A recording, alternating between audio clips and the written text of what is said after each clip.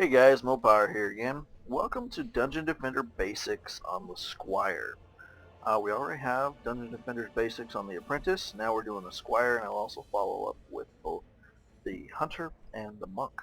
So, Squire. Alright. First thing I'm going to go over is a Tower Spec Squire. Tower Spec tends to be the bread and butter of getting through this game, and DPS is kind of just on the side, something to have some fun with. But we'll go over Tower Spec. Okay, you've got 4 points to choose from. You've got Tower Health, Tower Attack, Tower Range, and Tower Attack Speed. Okay, the main things you want to do is keep your base damage pretty high. Don't neglect the other stuff, but keep it fairly high. That's going to be your number 1 stat. Number 2 stat is going to be your health. Try to keep your health at about 80% of your base damage. Because of the Squire having a lot of towers that get beat on, you've got the walls, you've got the bouncers, you got the slice and dice, they're all going to take a beating. With the difference of the Squire between the Apprentice has their walls and then they put everything else behind it.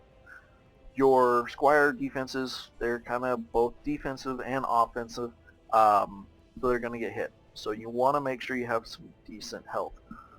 So this is your number 1 stat, then health. After that, get some attack rate. Normally what I do is I try to keep the attack rate about half of the health, and then whatever extra points I have I put in their effect. The range isn't that much. The only one it really affects is going to be your harpoon gun. Now the harpoon turret, it's great to have long range, but with as slow as they fire and everything, you don't want it shooting at mobs clear across the map. You want to make sure it's attacking stuff that's actually close to your defenses. So it's the last stat I would put points into. You will want some, especially starting off with a new character, because you want it to be able to attack stuff more than, say, 10 feet in front of it. So it is probably the stat I would start off putting points into till you get to 10 to 15 points, then add a little bit in the speed, and then once you get 10 to 20 in those, then start putting in your defense, health, and attack.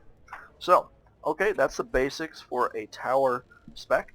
Now, if you're looking for making it DPS, you want to run in, slice and dice, beat up on some ogres. Well, you've got the 2 main things, just like any other DPS class. You want to keep your hero damage pretty high.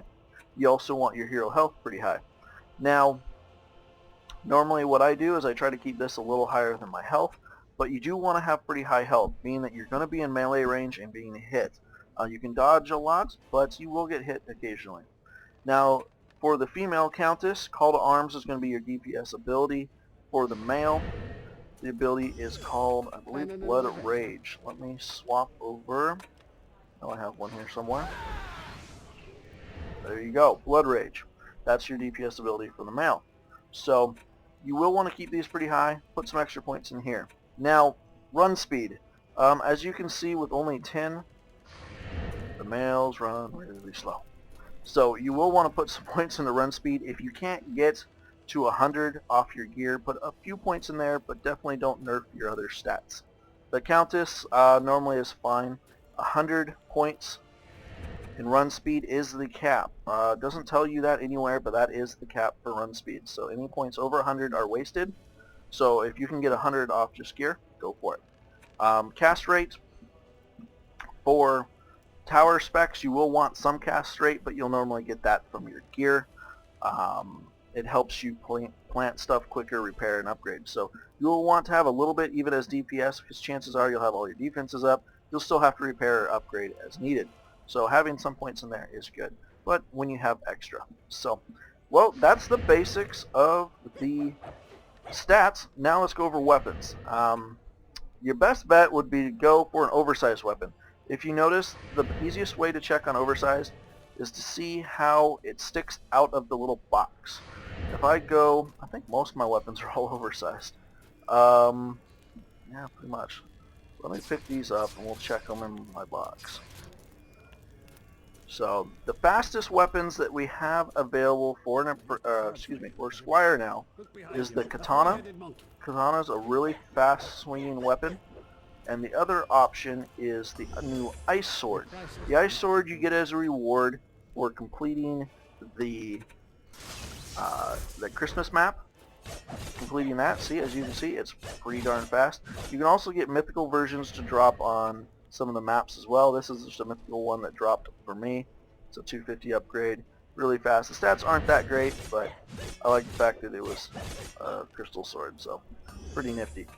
But if you look, let's see, I think all of these, every single one's oversized. You can see how, actually this one might be normal for, no, actually I think it's oversized. It is sticking out of the box a little bit, so you can see this one is ridiculously huge. It's the oversized hammer you get for completing Misty Mire, but it's really, really slow. So the main thing is you want to have a fast, oversized weapon. That is preferred. If you can't get an oversized weapon, try to go for a fast weapon. But as you're leveling, you're going to find weapons that, you know, are better damage and whatnot. This sword's pretty quick too. This is the reward for, I believe it's beating Misty Mire with a Squire. That's where I got this one. I did it on Nightmare and I got this only 68 upgrade. Kind of sad, but it's a unique skin, so I kept it. Anyway, so you want a fast weapon, oversized, to allow you to hit more monsters at one time, bigger slice. And you also want to watch out for the block stats. It's really, really handy, especially if you're playing multiplayer. When you're going up against mobs, say some defenses are starting to go down, you can jump over the walls, right-click, and start blocking. A lot of weapons, you can get this block stat up pretty high. You can get up that over 1,000, or excuse me, over 100 damage, which will block every damage coming in from the front. Keep that in mind. You still will take damage from the back, so you want to face whatever's going to be hitting you. But you can turn yourself pretty much into a wall. You can just stand there indefinitely, as long as the mobs aren't knocking you back, obviously. Ogres and whatnot can knock you back, so watch out for that. But that's something else to keep in mind. As far as upgrading your weapon, obviously for tower stats, Squire, you can put some points in here, but you still will want some damage. But for DPS, pretty much just dump everything into damage and you'll be good to go. Well, that's the basics on the Squire. Hope you guys enjoyed. Feel free to check out my other videos, and I will catch you later.